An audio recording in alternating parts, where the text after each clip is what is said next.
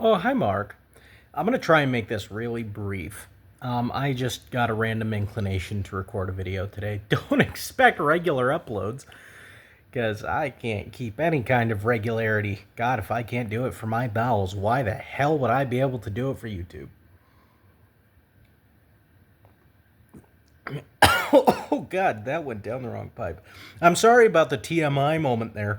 But, anywho, Castle of the Creeping Flesh is, well, it's a movie. That was enough information, right? You don't need anything else? I didn't think so. Well, it's a European movie. I think it came out sometime in the 60s. And if you saw my short, you got the important bit about this movie, which is that there is indeed sensual fruit eating in the film. And I think that's all we really need in our films, right? I think I'd be satisfied if all films had that. Realistically, though, that scene was so over the top ridiculous. It genuinely came off like that scene in Austin Powers, I think it was, where they're like fondling the chess pieces. It came off as that stupid, except it was even dumber somehow because they were at a table with like six other people and they were just doing this in front of them, and it kept cutting to other people's faces watching them do it while she's like running her tongue along a chicken bone like she's eating a fucking corn cob. That is dumb as shit. And then this guy's like slowly taking a drink of wine and it dribbles down his chin. And I don't know if just like no one told him that that dribble of wine got down his chin or if that was intentional. If you ask the guy who made the film, I'm sure he would say, oh no, that was intentional. That was supposed to be to show that the I don't know, man. It has some kind of deep meaning. I guarantee it wasn't intentional. It looked really dumb. And he was like slowly eating an apple. He like puts an apple slice in his mouth. Not even sure what that's supposed to symbolize, to be honest with you. Now, if I could just get off of that for a second, not get off on that, get your minds out of the gutters, you sick little puppies. I should start looking into the camera, shouldn't I? This is a much more personable experience, very human. Yeah, I can't help it, man. I can see myself out of the corner of my eye right there. I can see my ugly fucking face. All right. Anyway, off that. Um, so the rest of the film is not great, uh, to put it mildly. I will say there is one more that I find wonderful. I find this to be one of the most amusing scenes in film history. Actually, it wasn't amusing. It was harrowing and terrifying. Even so it was a bear attack scene, and I mean the realism of the bear attack is something that is actually a technical marvel for the time. The film came out in the 60s. There's been nothing like this since. I mean, even like The Revenant, which is known for having that vicious bear attack, couldn't touch this movie. The bear attack, it's a guy in a bear suit, and it's so fucking good. It's so fucking good. It's like dimly lit, so you can't see that it's a guy in a bear suit just like smacking him. and they're just like putting fake blood on his face. I love that scene. It didn't go on for near long enough, unlike a lot of other scenes in this film, which went on far too long. Um, and those scenes are, well, I guess I should just tell you that this movie is like 99% about grape and not the kind that grow on vines, if you get my drift. Yeah. I don't know why they chose to do that because the story didn't really need that. And if they wanted to include that as like an initial element in the backstory, I guess that's fine. Like the guy's daughter or something. I will tell you, I wasn't paying as much of attention as I probably should have to be filming a review of the film. I will also tell you that I really don't care. I really don't. This movie was not. It was not a very good film. So whether or not I paid full attention, it's not going to make that much of a difference. If anything, this is going to make me more generous on the film, as well as the fact that I've had a couple of drinks. It's just going to make me go easier on the film. And so, yeah, there's a lot of that in this movie, and I don't appreciate that.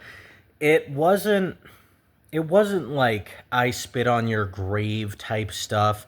It wasn't super exploitative. The film is very sleazy, but in my opinion, sleaziness is a little different from like exploitativeness. That's a word, sure. Uh, and it is a really sleazy movie, and if you can't handle a lot of that in your movies, I would say probably just don't. Um, Probably just don't watch this. I just realized how unnatural that looks. My looking at the camera. I see. I figured that would translate to a more personable experience. It does not. No, that makes it look like I'm looking at something in the background. There's nothing in the background that I've been looking at other than like there's a lamp there, and never mind. It doesn't really matter. Now I'll look at you and look at me. I'll look at me looking at you, looking at me, looking at you. Um, Anyway, yeah, so I mean there's a lot of that in this movie, and like I said, it's not super over the top or anything. I mean, it was a 60s film, so everything was terribly acted. They can only go so well, that does the 60s a disservice. Not everything from the 60s was terribly acted. I mean, just everything from the 60s from Europe was terribly acted. And this is a European movie. So, yeah, it's really bad acting and not they can only go so as far as showing things like that, which I think is probably good because I that is one thing that I'm never a fan of it in movies. I Spit on Your Grave, Last House on the Left. I don't really like that genre of film.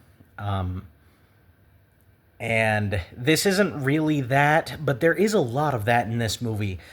And I'm not sure why they felt the need to do that. I guess because it's uh, I guess because it's European from the 60s, they felt the need to shoehorn in sex at every possible turn, and they really do that. I mean, this movie is just chock full of it. It is a very sleazy film. Um, Not quite like Slaughter Hotel levels of sleaze. If you like you some sleaze, go watch Slaughter Hotel. It's as sleazy as you can get without being softcore porn. I am being so for real. Uh, but anyway, yeah, no, it's pretty bad. It's full of a lot of rape and not a whole lot of violence. The general plot is that this guy loses his daughter and then he uses one of these women that's a part of this group of strangers as like a vessel to it looked like a heart transplant of some kind. He was using or I guess it wasn't a heart transplant. It was he was using the blood from the other heart to pump life into his daughter's corpse. Like science fiction gobbledygook, but it's like gothic science fiction. I don't know. I guess that exists. Frankenstein exists. Why not? But yeah, that's pretty much the gist of the movie. As I said, that bear suit scene, probably the peak of the film. I mean, that is the peak of filmmaking in general. If you can have a man be mauled by another man in a bear suit, you have my attention. Which is why I finished the movie. If that movie didn't have a man being mauled by another man in a bear suit, I wouldn't have finished the film. And that's how powerful bear costumes are. And if I could somehow move on from that, I think genuinely I would give this film like a 3 out of 10. It is just really focused on being sleazy and on it, just very focused on salaciousness, and just everyone's, the camera likes boobies, and that is what this movie comes down to.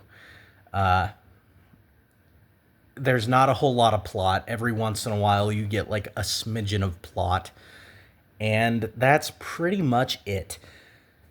So I mean, if you have nothing better to do, you could probably watch Castle of the Creeping Flesh without hating your time with it. Unless you don't like sleazy movies, then I would say give it a miss all around. Frankly, I'm not a huge fan of movies that are just like sleazy for the sake of sleaziness. Just like, here's a bunch of sex. Because like, why do I want that when I'm watching a movie?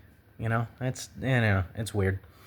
But yeah, at the end of the day, it's about a 3 out of 10. So watch it or don't. I don't care. But yeah, I guess I made this whole review just to talk about the guy in the bear suit. If I'm being honest with myself and others, that is what I did. I wish I could say I was ashamed, but I'm really not. That scene warrants it. And if you disagree, then fuck you, nerd. You should have left before 11 minutes and 37 seconds of this video passed, dweeb. That's what you should have done. It's what most of you did. Good on you. I don't think you should have stuck through the whole video. I just said the words sleazy and talked about boobies a lot. That's all I did. And you sat there and watched it. How does that make you feel? Because the fact that I just sat here for 12 minutes and 5 seconds talking about that makes me feel like a dirtbag, to be honest. No, not really. But it makes me feel like I wasted about 12 minutes. I could have been playing Ghost of Tsushima. I could have been doing that. Instead, I decided to record this and say nothing while... I don't know. I'm getting too self-reflective now. Don't let me do that. Oh, God. Not while I've been drinking. Anyway, yeah. Man in a bear suit mauls a dude. The movie. 3 out of 10. And all 3 of those points are because of the man in the bear suit. I will see you guys on the next one, or probably not.